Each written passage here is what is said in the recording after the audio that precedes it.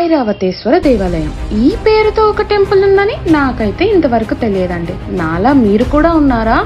అలా అయితే ఈ రోజు ఈ వీడియోలో తెలుసుకుందాం. ఫస్ట్ అయితే ఈ టెంపుల్ యొక్క పురాణం కోసం తెలుసుకుందాం. ఈ దేవాలయం మహాశివునికి ప్రసిద్ధి. పురాణాల ప్రకారం ఇక్కడున్న మహాశివుడిని పూజించింది మరెవరో కాదండి, ఐరావతం. అదే దేవతలకు రాజైన ఇంద్రుని యొక్క తెల్లని ఏనుగు. దుర్వాస మహాముని శాపం వల్ల ఐరావతం తన వాస్తవ రంగు అదే తెలుపుని పోగొట్టుకుందంట. ఆ తరువాత ఈ దేవాలయంలో శివుణ్ణి అర్చించి అక్కడ ఉన్న కోనేరు నీటిలో స్నానమాచరించినప్పుడు దాని పూర్వరంగు దానికి వచ్చిందంట. ఇంకా ఈ ఇతిహాసం దేవాలయంలోని అంతర్గత మందిరంలో ఇంద్రుడు ఐరావతంతో కూర్చొని ఉండే చిత్రం ద్వారా అందరికీ తెలిసేలా కనిపిస్తుందంట. దీని కారణంగానే ఈ దేవాలయాన్ని ఐరావతేశ్వర దేవాలయం అని పిలుస్తారు. ఇంకో కథ కూడా ఉందండి.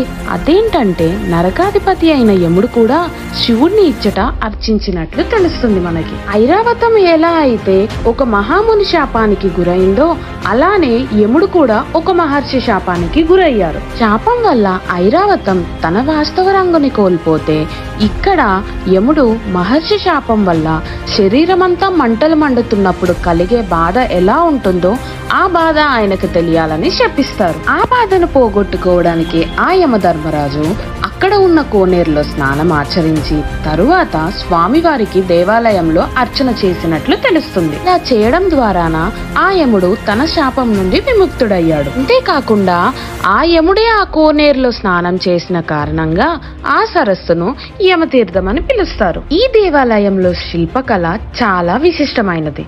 ఎందుకంటే ఇది ద్రావిడ శైలిలో నిర్మించబడింది కాబట్టి. ఈ దేవాలయం యొక్క అంతర్భాగంలో తూర్పు వైపు చెక్కబడిన నిర్మాణాల సముదాయం కలిగి ఉంది. ఇంకా ఈ బలిపీఠం యొక్క పీఠంలో దక్షిణ భాగంలో 3 అందంగా చెక్కిన మెట్లు ఉంటాయంట. ఆ మెట్లను తాకినప్పుడల్లా మనకి దాని నుండి సంగీతంలోని సప్త స్వరాలు కూడా వినిపిస్తుంటాయంట. ఇంతవరకు నేనైతే యముడి గుడి కోసం వెళ్ళలేదు, అలానే ఆయన విగ్రహం ఇలా ఉంటుందని కూడా నేను చూడలేదు. కానీ ఈ గుడికి మనం వెళ్ళినట్టయితే ఇక్కడ ఒక యముడి విగ్రహం ఉంటుందంట. వాటిలో బలిపీఠం ఒకటి ఉంది, కానీ ఇక్కడ పీఠంలో చిన్న గణేశన్ విగ్రహం మాత్రమే కలిగి ఉంటుంది. ఈ ఐరావతేశ్వర దేవాలయంలో కావేరి, గంగా, యమున, గోదావరి మరియు నర్మద వంటి నదుల కోసం శాసనాల్లో ఇక్కడ వర్ణించి ఉందంట. ఈ ఆలయాన్ని 12వ శతాబ్దంలో 2వ రాజరాజ చోళుడు నిర్మించాడు. అంతేకాకుండా ఇది యునెస్కో వారి ప్రపంచ వారసత్వ ప్రదేశంగా గుర్తించబడింది. ఎక్కడుందో చెప్పడం మర్చిపోయా కదా ఈ ఐరావతేశ్వర ఆలయం. ఇది తమిళనాడులో కుంభకోణం అనే పట్టణంలో ఉంది.